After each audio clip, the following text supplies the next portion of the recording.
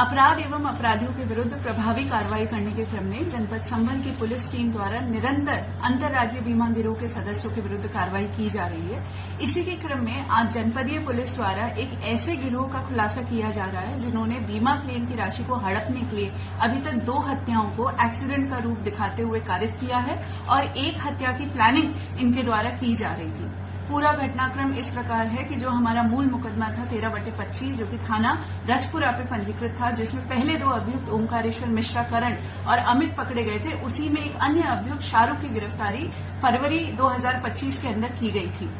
जब शाहरुख के पास से हम लोगों ने एक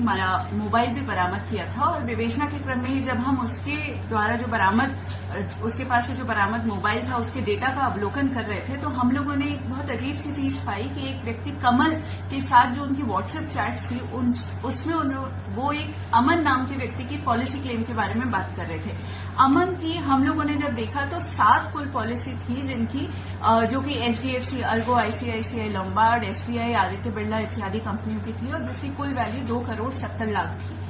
अमन की क्लेम की बात चल रही थी। हम लोगों ने ये भी देखा कि उसकी एक FIR जो कि जिसमें कि उसकी मृत्यु एक्सीडेंट से होना दिखाई गई थी, जो कि थाना रहरा जनपद अमरोहा पे मुकदमा पंजीकृत था, वो थी। उसके अलावा FR की जो कॉपी थी वो भी थी। क्लेम के डॉक्यूमेंट्स को जब हम लोगों ने गहनता से देखा तो उसके अंदर PM रिपोर्ट और पंचनामा भी संलग्न था और PM रिपोर्ट को जब देखा गया तो अमन के शरीर पे एक्सीडेंट की चोट दिखाने के बावजूद पूरे शरीर पे कहीं पे भी कोई खरोच भी नहीं थी और मात्र सर पे 4 बड़ी इंजरीज थी, जिसमें 2 छोटे 3/5 सेंटीमीटर की बोन डीप इंजरीज थी।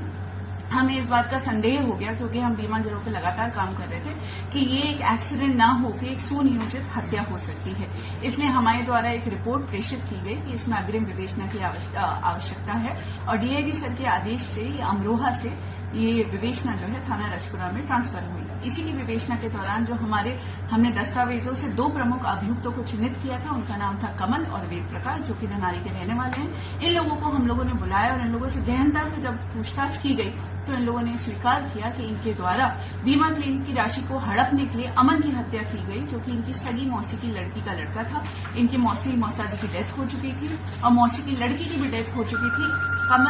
अमन जो व्यक्ति था वो एक तरीके से अनाथ था और उसका कोई भी आगे पीछे नहीं था, तो इसलिए इन्होंने अपने अन्य साथी, इसमें एक सुनील नाम का व्यक्ति है जो कि थाना रजपुरा के हिरौनी का रहने वाला है और इसमें इनका आप कह सकते हैं लिखा पढ़ी में मुंशी था। वो बीमा की पॉलिसी की बहुत अच्छे से जानकारी रखता था। इनके अन्य साथी ओम प्रकाश प्रेम शंकर थे जिन्होंने इनको आइडिया दिया था किस तरीके से हत्या करनी है, जो कि धनारी के रहने वाले निर्देश और उसके जो सगे मामा हैं